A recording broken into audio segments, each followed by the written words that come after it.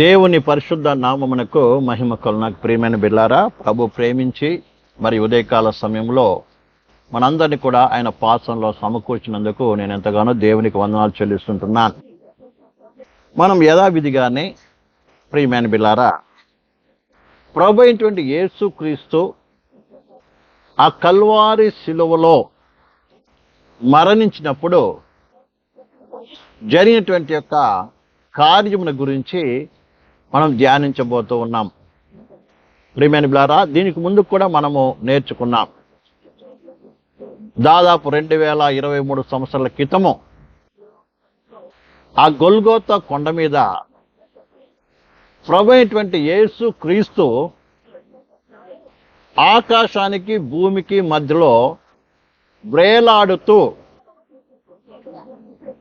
ఆ యొక్క శిలువలో ఉండి 7 మాటలు పలికినట్టుగా మనం దీనికి ముందు నేర్చుకున్నాం. చివరిగా సమాప్తమైనది అని చెప్పి తన యొక్క ఆత్మను తండ్రికి ఏం చేశాడు? అప్పగించుకున్నాడు. ఎప్పుడైతే ఆయన అప్పగించుకున్నాడో ఆ యొక్క సమయంలో ఈ భూమి మీద కొన్ని సంఘటనలు జరిగాయి. ఈ భూమి మీద ఏం జరిగింది? ఈ లోకంలో ఎంతో మంది చనిపోయారు, ఎన్నెన్నో రకాలుగా చంపబడ్డారు. అయినప్పటికీ కూడా ఎలాంటి ఈ యొక్క భూమి మీద లేక సృష్టిలో ఎలాంటి యొక్క మార్పు కానీ తొందరపాటు కానీ జరగలేదండి. అర్థమవుతుందండి? అయితే ప్రభువైన యేసు క్రీస్తు చనిపోయినప్పుడు మాత్రము ఈ సృష్టిలో కొన్ని అద్భుతమైనటువంటి కార్యాలు జరిగాయి. అది ఏంటిదంటే, మొట్టమొదట మనం చదువుకున్నాం కదా, మీకు జ్ఞాపకం ఉందా పోయినసారి నేర్చుకున్నది? చెప్పండి, మొట్టమొదటి ఏమైంది? మొట్టమొదటి ఏమైంది? భూమంతటిలో కూడా ఏమైంది? చీకటి కమ్మినట్టుగా మనం చూసాం కదండి. చూడండి, మత్తయి సువార్త 27వ అధ్యాయము 27వ అధ్యాయము ప్రియమైన బిడ్డలారా 53 వరకు చదవండి.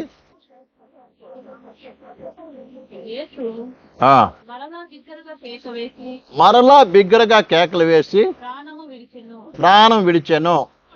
అప్పుడు దేవాలయపు తెర పైనుండి క్రింది వరకు రెండుగా చినిగెను. భూమి వణికెను, బండలు బద్దలాయెను, సమాధులు తెరవబడెను. నిద్రించిన అనేక మంది పరిశుద్ధుల శరీరము లేచెను.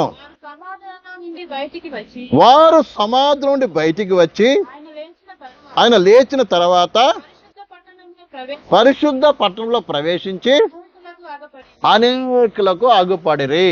హల్లెలూయా, హల్లెలూయా. ఇట్లా ప్రభువైన యేసు క్రీస్తు ఆ కల్వారి శిలువలో ప్రాణం విడిచినప్పుడు ఈ యొక్క భూమి మీద కొన్ని సంఘటనలు జరిగాయి. అదేంటిదంటే, మొట్టమొదటి ఏం జరిగిందంట ప్రియులారా? దేవాలయపు తెర పై నుండి కింది వరకు చినిగిపోయిందంట. దేవాలయపు తెర పై నుండి క్రింది వరకు చినిగిపోయిందండి. ఆ తర్వాత ఏమైంది? భూమి వణికినది, అంటే భూకంపం వచ్చింది. తర్వాత మా గట్టిగా చెప్పండి, బండలు బద్దలయ్యాయంట. ఇంకా సమాధులు తెరవబడ్డాయి. అంటే అప్పటి వరకు సమాధి చేయబడి పరిశుద్ధులు ఏమయ్యారు?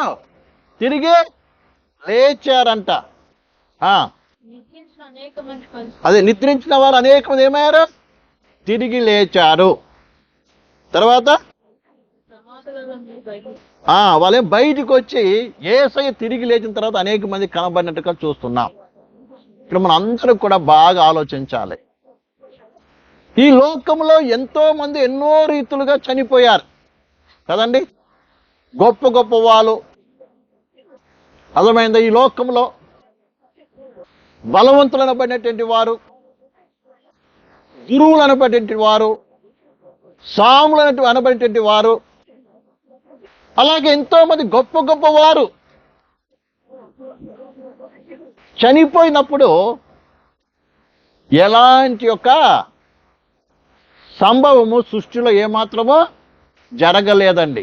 మరి అర్థమవుతుంది అందరికి కూడా, సృష్టిలో ఎలాంటి కార్యం జరగలేదు. సామాన్యంగా అందరూ ఎలా చనిపోయి పాతి పెట్టబడ్డారో అదే రీతిగా అందరూ చనిపోయారు, పాతి పెట్టబడ్డారు. మరి అర్థమవుతుంది మీకు అందరికీ. కానీ ప్రభువైన యేసుక్రీస్తు చనిపోయినప్పుడు మాత్రము ఏమైంది, తెర పైనుండి క్రిందికి చినిగిపోయిందంట. మనం ఈ విషయాన్ని మనం ధ్యానించబోతున్నాం. తర్వాత ఏమైంది, బండలు, భూమి ఏమైంది, వణికింది, భూకంపం వచ్చిందండి. తర్వాత బండల బద్దలైంది, సమాధులు తెరవబడ్డాయి.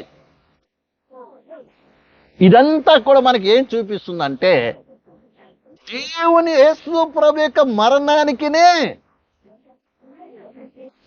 ఈ సృష్టికినే మానవునికినే ఏదో సంబంధము ఉన్నది. అర్థమైందండి.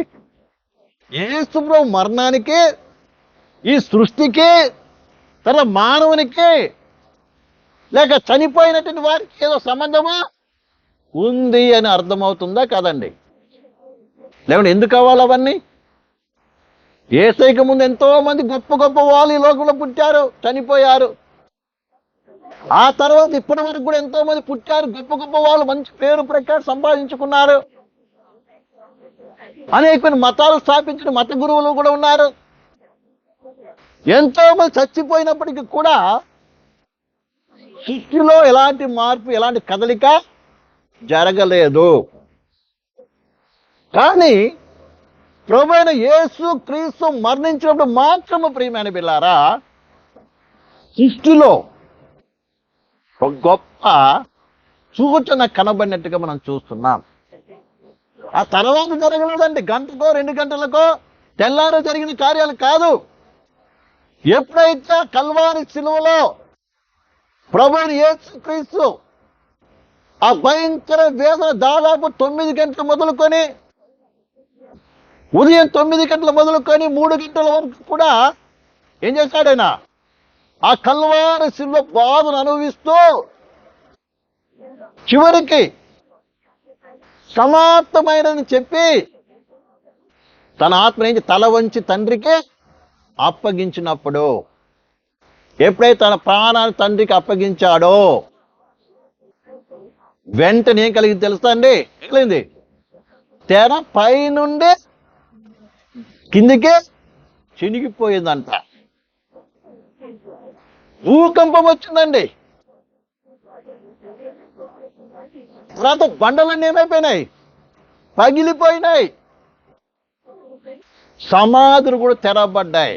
సమాధి తెరవబడ్డమంటే అందులో ఉన్న పరిశుద్ధులు ఏమయ్యారంట? చనిపోయినటువంటి వారు లేపబడ్డారు. ఇదంతా ఏం చూపిస్తుందంటే, యేసయ్య మరణానికి, ఈ యొక్క సృష్టికిని, అలాగే మానవ జాతికి ఏదో సంబంధం ఉంది. దాన్ని మనం గ్రహించవలసిన వారమై ఉన్నాము. దాన్ని అర్థం చేసుకుంటే మన విశ్వాసం ఏమవుతుంది? ఇంకా దృఢపరచబడుతుంది. మన విశ్వాసం ఇంకా వేరు, విశ్వాసం అనే వేరు క్రీస్తులో ఇంకా మనకి లోతుకు వెళ్తుంది. అందుకే దేవుని వాక్యం చెప్తుంది, క్రీస్తు ప్రేమలో ఏం కావాలంట? మేము వేరు పారాలంట. హల్లెలూయా, హల్లెలూయా. ఎందులో వేరు పారాలండి? క్రీస్తు ప్రేమలో వేరు పారాలంట. విషయాన్ని మనం బాగా అర్థం చేసుకోవాలి. దీనికి ముందు జరిగినటువంటి యొక్క తరగతిలో, బైబిల్ తరగతిలో ప్రేమలారా, ప్రభువైన యేసుక్రీస్తు చనిపోయినప్పుడు తెర పైనుండి కిందికి ఏమైపోయింది? చినిగిపోయింది. ఏం తెర అంటే ప్రియులారా, ఆనాడు యెరూషలేము మందిరం ఉండేటువంటిది. మందిరంలో పరిశుద్ధ స్థలానికి అతి పరిశుద్ధ స్థలానికి మధ్యలో ఏముండేది? ఒక తెర ఉండేటువంటిది. అది ప్రియమైన బిల్లారా మరి నీల ధూమ్ర రక్త వర్ణపు దారాలతో చేయబడిన తెర, అంటే 3 రంగులతో ఏమైంది? దారాలతో ఏమైంది? నేయబడినటువంటి తెర. అది మందం ఎంత ఉంటుంది తెలుసా? ఒకటే అదే 4 ఇంచుల మందం ఉంటుంది. ఎంతదే ఆ తెర? ఎంత ఉంటుంది? 4 ఇంచుల. 4 ఇంచులు అంటే దాదాపు బెత్తలు అనుకోండి. అంత మందం ఉంటుంది ఆ తెర. దాన్ని తీసి వేలాడ గట్టాలంటే దాదాపు 300 మంది యాజకులు ఏం చేయాలి? లేపి దాన్ని నిలబెట్టాలండి. అంత పెద్ద తెర. అది పై నుండి కిందికి చినిగిందంట. కింది నుంచి కాదు. కింది నుంచి ఒకరు చినిగుంటే ఎవరో కట్ చేసి దింపారు అనుకోవచ్చు. అర్థమైందంటే ఇక్కడి నుంచి చినిగింది, పై నుండి కిందికి చినిగిపోయింది. మధ్యలోకి చినిగింది. అది కూడా వంకటెంకర కాదు. ఎక్కడ చినిగిందంటే పై నుంచి కిందికి చక్కగా చినిగిపోయింది. అది కూడా భూకంపం వచ్చిన తర్వాత కాదు. నమ్మడం అర్థమైందండి? ఇక్కడ రాయబడిన మాట ఏంటి? ముందు భూకంపం వచ్చిందా, తర్వాత ముందు తెర చినిగిందా? తెర చినిగిందండి. ఎప్పుడు చినిగింది తెర? ఎప్పుడైతే సమాప్తమైనదని ప్రభువైన యేసుక్రీస్తు ప్రాణం విడిచాడో ఆ క్షణమే ఆ తెర పై నుండి కిందికి చినిగిపోయింది.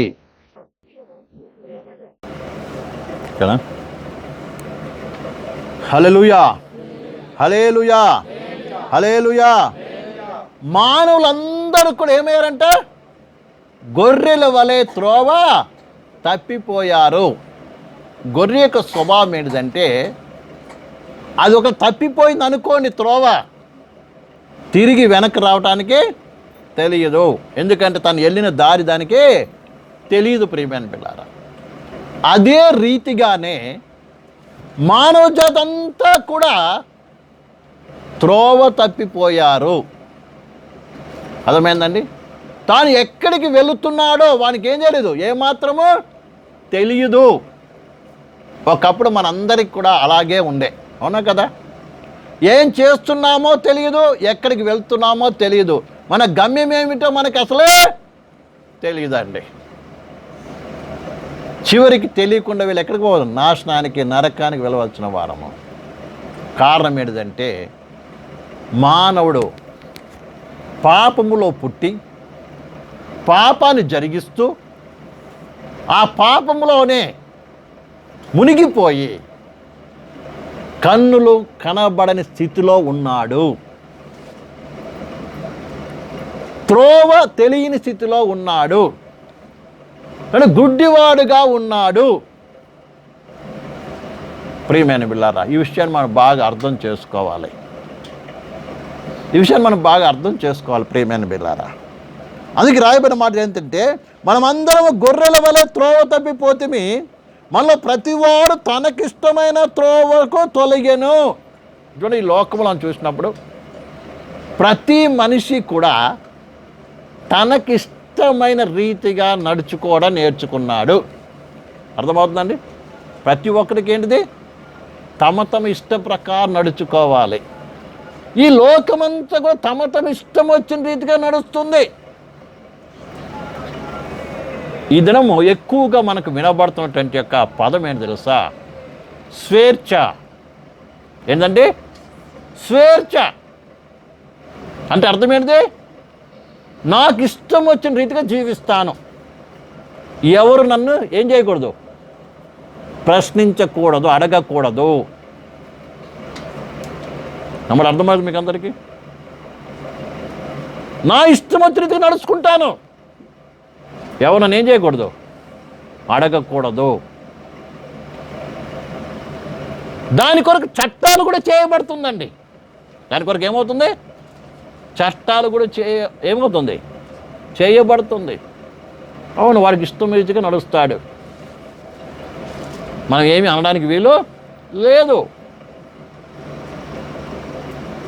అందుకే రాను రాను ఏమవుతుంది? జీవితము విచ్చలవిడి జీవితం అయిపోతుంది. యవనస్తులు కావచ్చు, వివాహితులు కావచ్చు, పెద్దలు కావచ్చు, అందరూ A to Z, పసిపిల్లలు మొదలుకొని పెద్దల వరకు కూడా విచ్చలవిడి జీవితాన్ని జీవిస్తూ ఉన్నారు.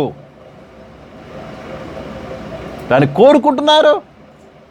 దానికి ప్రభుత్వం కూడా ఏం చేస్తుంది? ఒత్తాసు పలుకుతుంది. ప్రియమైన బిడ్డలారా, ఈ మధ్యలో ఒక చట్టం వచ్చిన, మీకు వీడియో కూడా షేర్ చేశాను చాలామందికి. పుట్టిన పిల్లలకంట తల్లిదండ్రులు నువ్వు ఆడ మొగ అని చెప్పకూడదంట, చెప్పకుండా పెంచాలంట.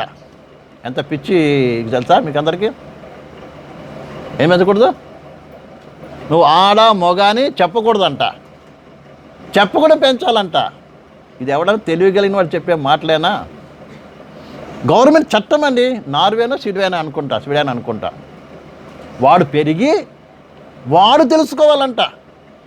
బహుశా మగపిల్లోడైనప్పటికీ కూడా నేను ఆడ మనిషిని లేదంటే ఆడపిల్లని అనుకుంటే ఆడపిల్లగానే ఉండొచ్చు అంట. ఆ బట్టలు వేసుకోవచ్చు, ఆడపిల్లతో పరిస్థితి ఉండవచ్చు.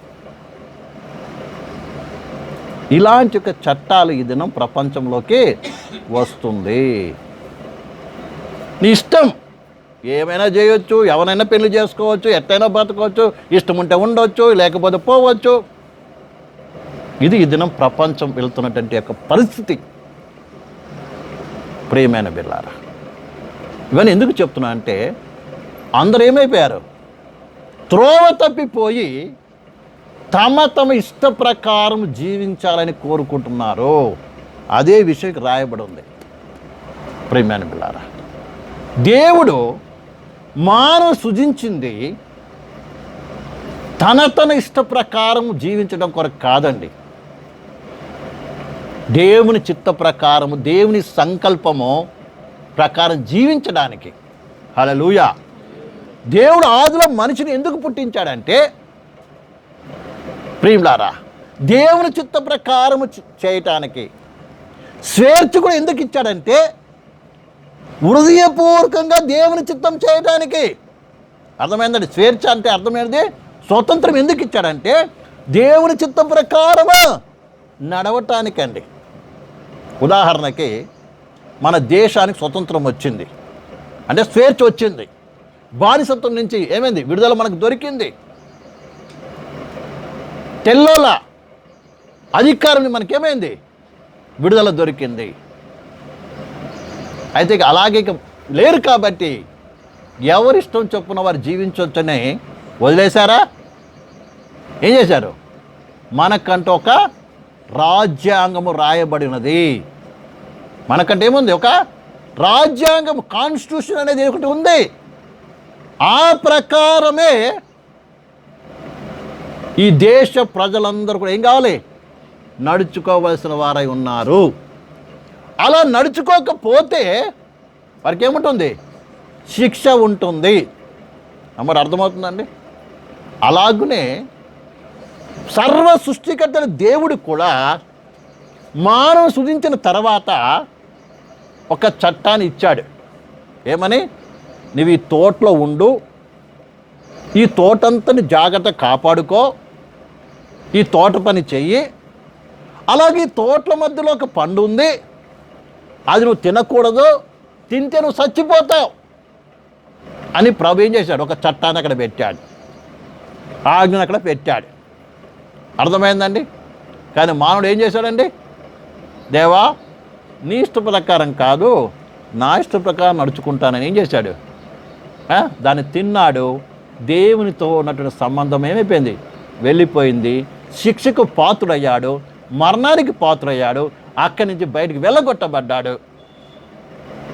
ఆ తర్వాత మానవుడు అప్పటి నుంచి కూడా మానవ జాతి అంతా ఏమవుతుంది? తమ ఇష్ట ప్రకారం జీవించడం ప్రారంభించింది. తమ ఇష్టానికి జీవించడం వలన మానవ జాతి ఎక్కడికి పోతుంది? ఎక్కడికి పోతుందండి? నాశనానికి వెళ్తుందండి, నరకానికి వెళ్తుందండి. మీరు భౌతికంగా ఆలోచించినా ఆత్మీయంగా ఆలోచించినా కూడా నాశనం తప్ప మన ఎదురుగా ఏమీ లేదు. ఇదనము భౌతికంగా మనం చూసినప్పుడు, లోకరీతిగా చూసినప్పుడు మానవుడు ఎవరికి వాడు తమ ఇష్ట ప్రకారం ఏం చేస్తున్నాడు? జీవిస్తూ స్వార్థ బుద్ధితో నడుచుట వలన ఇదన ప్రపంచమే, ఈ భూమి నాశనానికి వచ్చింది. అవునా కదా? మనం చెప్తున్న మాట కాదు, బైబిల్ చెప్తున్న మాట కాదండి. ఎవరు చెప్తున్న మాట? శాస్త్రజ్ఞులు చెప్తున్న మాట. ఇద్దరు మీటింగ్లు వెంబడి మీటింగ్లు పెడుతున్నారు, పెద్ద పెద్ద మీటింగ్లు. ఎందుకు? ఏ రీతిగా భూమిని కాపాడుకోవాలి. మరొక వైపు ఏమో ఎలాగైనా ఈ భూమి నాశనం అయిపోతుంది కాబట్టి మనం ఏం చేద్దాం? వేరే చోట నివాసం ఏర్పాటు చేసుకుందామని కోట్లు కోట్లు ఖర్చు పెట్టి ఏం చేస్తున్నారండి? ఇతర గ్రహాలకి వెళ్తున్నారు. మన చంద్రయాన్ వెళ్ళడానికి కూడా కారణం, పంపించడానికి కారణం ఏంటిది? అక్కడ నీళ్ళ జాడలు ఉన్నాయేమో, శాస్త్రం అంటూ ఉన్నారు. నీళ్ళ జాడలు ఉన్నాయేమో, అక్కడ మనుషులు మేము వెళ్ళి నివసించొచ్చేమో, దాని కొరకు అతి త్వరలో మేము ప్రయత్నాలు చేస్తున్నానని ఆ యొక్క ఇస్రో మరి ఆ యొక్క చీఫ్ చెప్తా ఉన్నాడు. ప్రేమైన బిళ్ళారా, కారణం ఏంటిది? ఎలాగో ఇది నాశనం అయిపోతుంది, ఏంటి ఎక్కడికి వెళ్ళి బయటికి వెళ్ళి ఏం చేద్దాం? మనము బతకొచ్చు. ప్రియ సహోదరి సహోదరులారా, అలాగే ఆత్మీయంగా మనం చూసినప్పుడు మానవుడు చేసిన పాపాన్ని బట్టి, వాడు నడుస్తున్న విధానం బట్టి ఏమవుతాడు? చివరికి నరకానికి వెళుతూ ఉన్నాడు. దీని నుంచి తప్పించడానికి ప్రియమైన బిళ్ళారా, లేక ఇలా నశించిపోతున్న మానవుని కాపాడు కొరకే సర్వ సృష్టికైన దేవుడు ప్రభువైన యేసుక్రీస్తుని లోకానికి పంపించాడు. ఎవరైతే ఆయన విశ్వాసం ఇస్తున్నారో వారంటే ఏమవుతారంట? నశింపక నిత్య జీవము పొందుతారు. హల్లెలూయా. వారు నాశనం కాదంటండి. నాశనం ఏమవుతాడు? నిత్య జీవం పొందుతాడు. అంటే నిత్యము జీవించేటువంటి ఒక అర్హతను సంపాదించుకుంటాడు. కొంచెం ముందుకు చదువుదాం. అదే యోహాను సువార్తలో ప్రియమైన 3వ అధ్యాయం 14-15 చదువుదాం. ప్రియమైన బిళ్ళారా,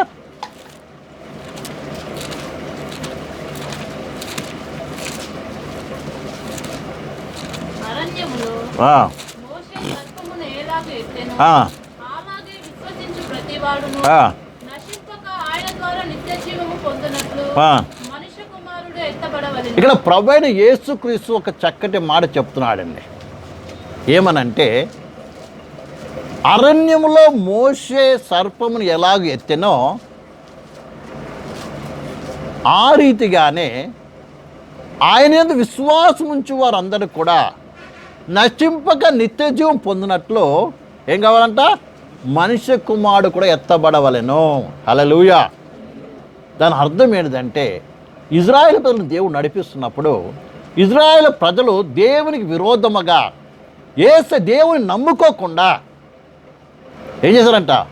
సనగడము గొనగడం ప్రారంభించారు. ఎప్పుడైతే సనగడము గొనగడం ప్రారంభించారో వెంటనే ఆ సనుగుడు గొనుగుడుకు వచ్చిన ప్రతిఫలం ఏంటిదంటే సర్పం వచ్చి వారిని కాటేయడం ప్రారంభించింది. ఇక్కడ బాగా అర్థం చేసుకోవాలి. సనుగుడు గొనుగుడు అంటే అర్థం ఏంటిదంటే దేవుని యొక్క నడిపింపు మీద నమ్మకం లేనటువంటి వారు, అవిశ్వాసులు. వాళ్ళు ఏమొచ్చింది? అవిశ్వాసం వచ్చిందండి. ఎలాంటి స్థితిలో అవిశ్వాసం వచ్చింది వారిలో తెలుసా? ఎలా స్థితిలో వచ్చింది తెలుసండి? వాళ్ళు ఆల్రెడీ మేఘం కింద ఉన్నారండి. హల్లెలూయా. ఇజ్రాయెల్ పిల్లలు ఎక్కడున్నారు? మేఘం కింద ఉన్నారు. రాత్రికి అగ్ని వలె అగ్ని లైటింగ్ బాగా వెలుతురుంది, మేఘమైన లైట్ ఇస్తుంది. పగలు కాగానే ఏమవుతుంది? మేఘముగా మారిపోతుందండి. ఒకవేళ ఏసీ రూమ్లో ఉన్నా కూడా అలాంటి యొక్క కాపుదల నీకు ఉండకపోవచ్చు, కానీ ఇజ్రాయేల్ ప్రజలకు అలాంటి ప్రత్యేకమైన కాపుదల వారికి ఇచ్చాడు. ఎక్కడ? అరణ్యములో. ఒకరోజు కాదు, 2 రోజులు కాదండి, ఎన్ని దినాలు? 40 సంవత్సరాలు. ఒక్కరికా ఇద్దరికా? దాదాపు కొన్ని లక్షల మందికి.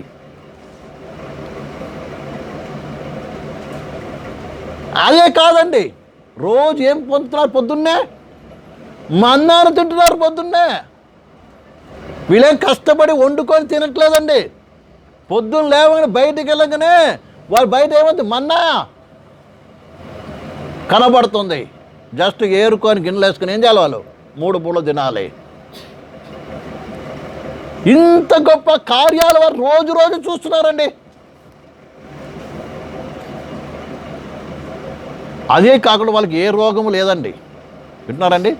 ఏ రోగము లేదు. కాళ్ళకంట వాపు రాలేదంట, నడుస్తున్నారు రోజు. బట్టలు చినిగిపోవట్లేదండి. బట్టలు అంట ఎనగట్లేదు, పాతకిలట్లేదంట. 40 సంవత్సరాలు ఒకరు వస్త్రం వేసుకున్నారండి. ఎలా ఉండొచ్చు చూడండి. ఇదంతా అద్భుతం కదా, ఆశ్చర్యంగా. చెప్పులు అరిగిపోలేదంట. నేను బాటా చెప్పులు, వుడ్లాండ్ బట్టలు షూలు వేసుకున్నా ఎన్ని రోజులు పని చేస్తుంది? వాళ్ళకి 40 సంవత్సరాలు. వాళ్ళేం మళ్ళీ తయారు చేసుకోలేదు, తయారు చేసి దేవుడు ఇవ్వలే. ఏ చెప్పులతో బయలుదేరారు ఐగుప్తు నుంచే, ఆ చెప్పులే. మన దేవుడు ఉన్నదాన్ని ఆశ్రయించే దేవుడు. హల్లెలూయా. ఉన్నదాన్ని ఆశ్రయించే దేవుడు అండి. మనం ఉన్నదాన్ని చూసుకోకుండా లేని దొరకు ప్రయాసపడతాం, అందుకే దరిద్రం వస్తుంది. మనకు ఉన్నదాన్ని చూసుకోం. మనము అర్థమవుతుంది, ఉన్నదాన్ని చూసుకోం. 10 రూపాయలు దేవుడు ఇచ్చాడు, 10 రూపాయలు దేవ ఆశ్రయించమనం, కానీ ఏం చేస్తాం? దీని గురించి మర్చిపోతాం. ఏం కావాలి? 100 రూపాయలు, 1000 కావాలని పరిగెత్తాం. అదే కొత్త చెప్పులు కుట్టుకోలేదండి. ఐగుప్తు నుంచి ఏ బట్టలతో బయలుదేరారో, ఐగుప్తు నుంచి ఏ చెప్పులతో బయలుదేరారో, అర్థమైందా? దాంతో ఏం చేశారు? 40 సంవత్సరాలు ఏం చేశారు? వాళ్ళు నడిచారు. చెప్పులు అరిగిపోలేదంట. ఈ రీతిగా అనుభవిస్తూ కూడా ఏమవుతుంది? వారిలో సనగడం అంటే విశ్వాసం కోల్పోయారు. ఇద్దరు వల్ల అనేక మంది దేవుని అద్భుతాలు, ఆశ్చర్యక రుచి చూచి కూడా అనేక సార్లు ఏం చేస్తాం? సనగడం, గొనగడం ప్రారంభిస్తాము. దాన్ని బట్టి దేవుని శిక్ష, ఆనాడు వారికి ఇచ్చిన శిక్ష ఇతను మనకు కూడా రాదని ఏమాత్రం అనుకోకూడదు ప్రియమైన బిడ్డలారా. హల్లెలూయా, హల్లెలూయా, హల్లెలూయా. ఎప్పుడైతే సనగడం ప్రారంభించారో ప్రియమైన బిడ్డలారా, దేవుడే నాగుపాములను పంపించాడు. ఈ దినం ఏదైనా విశ్వాసికి పనిష్మెంట్ వచ్చిందంటే దాని అర్థం ఏంటంటే దేవుని అనుమతితోనే వచ్చిందని అర్థం చేసుకోవాలండి. మీ మధ్యకి ఏ సైతాను రాడు. ఏ వ్యక్తి అయితే ప్రభువైన యేసుకు విశ్వాసం ఉంచి విశ్వాస జీవితంలో కొనసాగుతున్నాడో వాడి దగ్గరికి సాతానుకు ఏమాత్రం అధికారం లేదు. ఎందుకంటే వారు ఏమై ఉన్నాడు? క్రీస్తునందు భద్రము చేయబడిన వాడుగా ఉన్నాడు. హల్లెలూయా. మనందరం ఎవరు తెలుసా? భద్రము చేయబడిన వారము. కానీ యూదా పత్రిక 1:1 చదవండి, 1-2 వచనాలు. యూదా పత్రిక 1వ అధ్యాయము 1-2 వచనాలు చదవండి త్వరగా.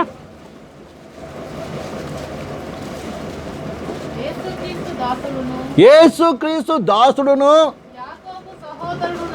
యాకోబు సహోదరుడైన యూదాయు తండ్రి అయిన దేవుని యందు ప్రేమింపబడి యేసుక్రీస్తునందు ఏమేంట? యేసుక్రీస్తును భద్రము చేయబడి పిలువబడిన వారికి శుభమని చెప్పి వ్రాయినది. యేసుక్రీస్తును మనం ఏమయ్యాం? భద్రము చేయబడి పిలువబడ్డాం. అలాగే మరి యోహాను సువార్త 10వ అధ్యాయం చూసినట్లయితే నా చేతిలో ఉన్నవారిని ఎవరు కూడా ఏం చేయలేరు, అపహరించలేరు అని రాయబడి ఉంది. అదే మనందరం ఏమై ఉన్నామండి? భద్రము చేయబడిన వారమై ఉన్నాము, దేవుని చేతిలో ఉన్నాం. కానీ ఎప్పుడైతే మనలో అవిశ్వాసము వస్తుందో, దాంతో సనుగుడు గొనగుటు వస్తుందో, ఆటోమేటిక్గా ఏమొస్తుంది? సర్పము కాటు వేస్తుంది. సర్పం అంటే ఏంటిది? సర్పం అంటే ఏంటి చెప్పండి? సర్పం కాటు వేయడం అంటే అర్థం ఏంటిది? చెప్పండి గట్టిగా. సర్పం ఏం చేయ? సర్పం అంటే ఏంటిదమ్మా? సాతాను, పామ. సర్పం అంటే పామని అందరికీ తెలుసు. పాపం అండి. సర్పం దేనికి సాదృశ్యం ఉంది? పాపం ఏం చేస్తుంది? అవిశ్వాసమే పాపము. ఆ పాపం ఏం చేస్తుంది? నిన్ను పట్టుకుంటుంది, నేను కరుస్తుంది. అప్పుడు ఏమొస్తుంది? మరణం వస్తుంది. అవిశ్వాసం ఏంటిది? పాపము. ఎప్పుడు అవిశ్వాసము సనగడం గొనగడం ప్రారంభిస్తావో మన రక్షణ పొందిన నుంచి ఎన్నో మేలు అనుభవిస్తూ ఉన్నాం, ఎన్నో అద్భుతాలు రుచి చూస్తూ ఉన్నాం. అయినా కూడా ఏమొస్తుంది మనలో? ఏదన్నా లోటు కనబడేటప్పటికీ, లోటు అనేది కాదు కానీ తృప్తి లేకపోవటం. యాక్చువల్గా ఏంటిది?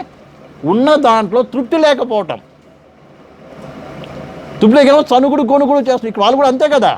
ఉన్నదాళ్ళు ఏం కావాలి? తృప్తి కాకుండా ఏం చేస్తారు? ఇంతేనా, మాకు మాంసం లేదు, అది లేదు, ఇది లేదు, ఏం చేశారు వాళ్ళు?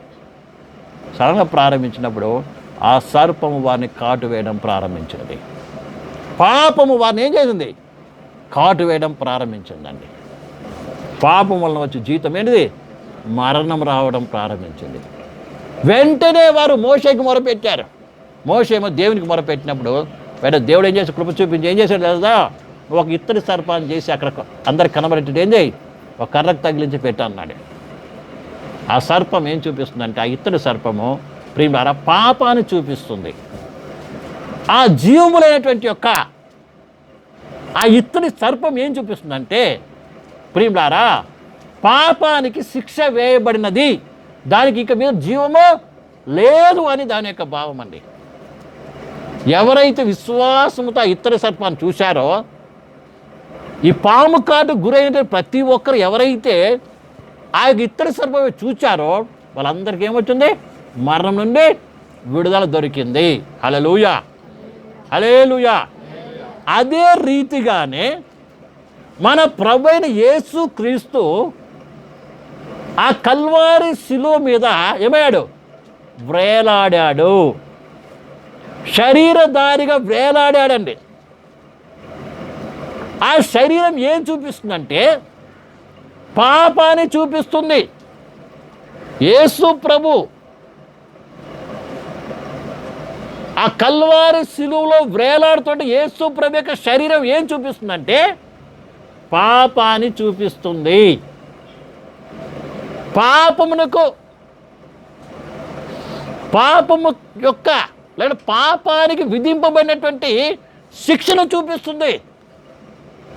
ఇతర సర్పం ఏ రీతిగా అయితే పాపానికి కేవలం జీవము లేదు, దానికి తీర్పు తీర్చబడినది అని ఏదైతే చూపిస్తుందో, అదే రీతిగా ప్రభువైన యేసుక్రీస్తు లేదా కల్వారి శిలువలో వేలాడుతున్న ప్రభువైన యేసుక్రీస్తు శరీరం ఏం చూపిస్తుందో తెలుసా?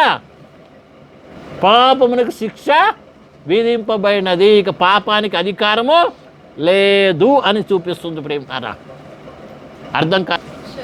ముందు 2 కొరింథీయులకు రాసిన పత్రిక 2 కొరింథీయులకు రాసిన పత్రిక 5వ అధ్యాయము 2 కొరింథీయులకు రాసిన పత్రిక 5వ అధ్యాయము 21వ వచనం చదవండి. ఎందుకనగా మనం ఆయన యందు దేవుని నీతి అగునట్లు పాపం ఎరగని ఆయనను మన కోసం పాపముగా చేసెను. హల్లెలూయా. ఇక రాయబడిన మాట ఏంటండి? ఎందుకనగా మనము ఆయన యందు, మనమందరము కూడా ఎవరి యందు? ప్రభువైన క్రీస్తునందు, క్రీస్తు ద్వారా దేవుని నీతి అవ్వటానికి, అంటే దేవుని ముందర నీతిమంతులుగా ఉండటం కొరకు పాపం ఎరగని ఆయనను. ఎవరైనను? ఆయనను అంటే ఎవరండి? ప్రభువైన యేసు క్రీస్తును మన కోసం అంటే పాపముగా చేయబడాలంట. ఆ కల్వారి శిలువ వేలాడుతున్నది ఏంటి తెలుసా? పాపము. నీ మీద నువ్వు చేసిన పాపమంతా, నీ మీద ఉండవలసిన పాప శిక్ష అంతా ఎవరి మీద వేయబడింది? ఆయన మీద వేయబడిందండి. పాపం ఎరగిన ఆయన ఏమయ్యాడు? పాపముగా మార్చబడ్డాడు. హల్లెలూయా. అర్థమవుతుందండి? పాపం ఆయన చేయలేదండి, కానీ పాపముగా ఏమయ్యాడు? చేయబడ్డాడు. నేరము చేయలేదు ఆయన, కానీ నేరస్తుడుగా చేయబడ్డాడు. దానికి కారణము నీవు నేరస్తుడు, నీ మీద రావాల్సిన నేరమంతా, నేర శిక్ష అంతా కూడా ఏం చేశాడు? ఆయన మీద వేయబడింది. ఆ రీతిగా ఆ పాప శిక్షను ఆయన మన నిమిత్తం ఏం చేశాడు? భరించాడు. ప్రియ సహోదరి సహోదరులారా, ఇప్పుడు రోమి రాసిన పత్రిక చదవండి, 8వ అధ్యాయము. 8వ అధ్యాయం ప్రియమైన బిడ్డలారా, 8వ అధ్యాయము 3, 4 అంతా కలిసి ఉంది. చదవండి 4వ వచనమా.